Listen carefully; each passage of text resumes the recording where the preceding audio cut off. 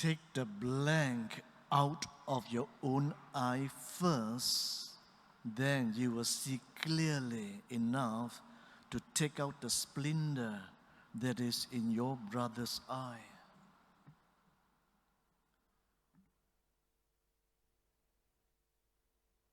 The parish priest of one church met one of his parishioners at Pataling Street.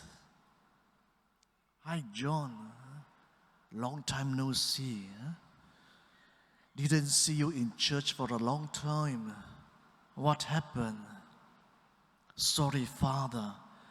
I have stopped going to church." "What for?" "So many hypocrites there." "Well," the priest kidded, "there is always room for one more." If we go to church only when we are holy and sinless, none of us would even go to church, because none of us is perfect. Each of us have our own particular faults, weaknesses, and failures. Yet in the gospel, Jesus seems to be stating that we must be perfect before we may correct others. How can you say to your brother, "Brother, let me take the splinter out of your eye," when you yourself do not see the blank in your own eye? Such a teaching virtually makes things impossible for anyone who is entrusted with responsibility over others. For instance, how can parents discipline their children and teachers correct their students?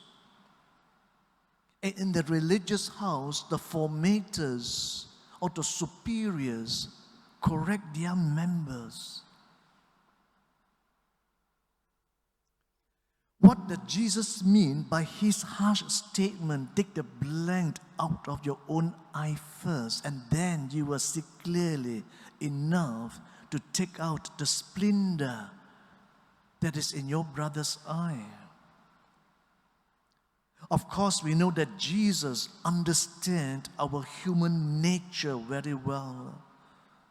Jesus recognizes our weaknesses. Jesus knows fully well that no one with authority or responsibility is perfect. Whether it is Pope Francis or our Archbishop Julian, our priests, parents and teachers. By this figure of speech, the blank in the eyes, our Lord actually has in mind those with a superiority complex, a holier than thou attitude. The person with the blank in his eyes is one who thinks he is better than anyone else, or who, like the praying Pharisees in the temple, look down on others as a bunch of unworthy, unfortunate sinner. He is his own admirer. He is self-righteous. He is unaware of his own faults. Today we call it shadow. While he criticizes the fault of others, he has the habit of focusing on the bad side of people. He is so prone to criticize and find fault.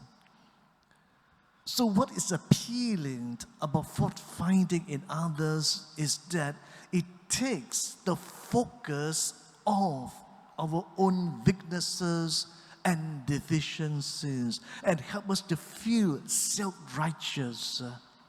Instead, Jesus asks us to search as carefully for our own faults as we do for the faults of others, because concentrating on getting rid of our own big faults will leave little time for commenting on the faults and failures of others. So in fact, it is good that at the beginning of every Mass, we are reminded of our own faults and confess our own faults, not the faults of other people. Some of you must be familiar with this saying, when you point one finger of accusation at another, 3 of your fingers point at you. There is this desert story. A brother in the community committed a fault. A council was called to which Abba Moses was invited, but he refused to go to it. Then the priest sent someone to say to him, "Come, everyone is waiting for you." So he got up and went. He took a leaking jug, filled it with water, and carried it with him. "What is this, Father?" And the old man said to him, "My sins run out behind me, and I do not see them. And today I am coming to judge the error, the fault of another." When they heard that, they said no more to the brother, but forgave him.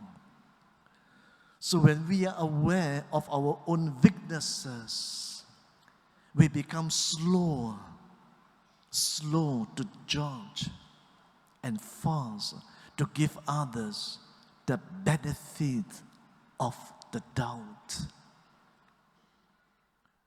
So today, often we hear gossips, this and that. So it is vital that we have the evidence, that person say this, do that serious. We must have the evidence to be fair to that person. If not, give that person the benefit of the doubt. Just like to share with you another parable. It was late one afternoon. A farmer sat himself down at the door of his house for the rest.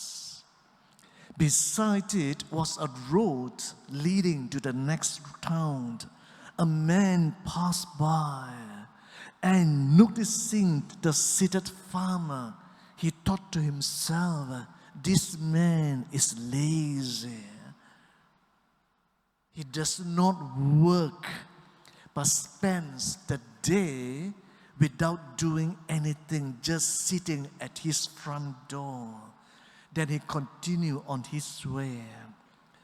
Another passerby came walking towards the town, and on seeing the seated farmer, he thought, "This man is a womanizer.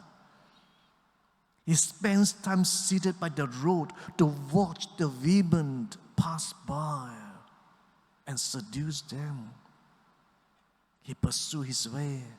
Another traveler passed in the direction of the town, and seeing the farmer seated by the door, he thought to himself, "This man is a hard worker.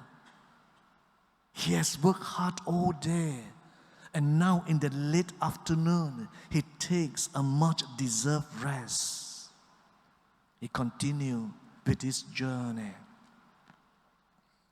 What is the lesson of this parable? In reality, we cannot say much about the character and habits of the farmer who set himself down at the door of his house, but certainly we can say something about the 3 men who passed by the road.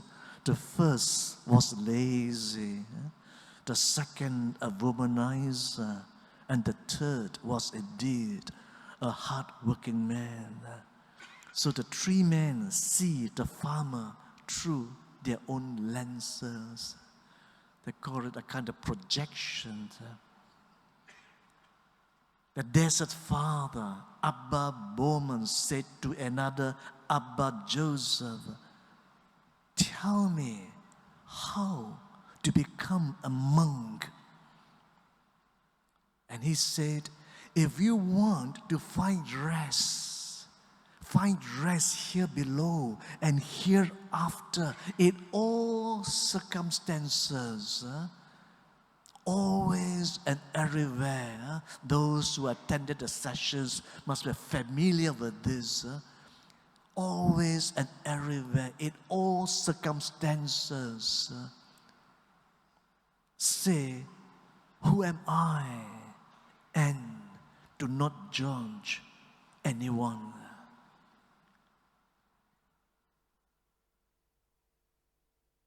There is this Jewish rabbi's advance. He who judges others favorably will be judged favorably by God.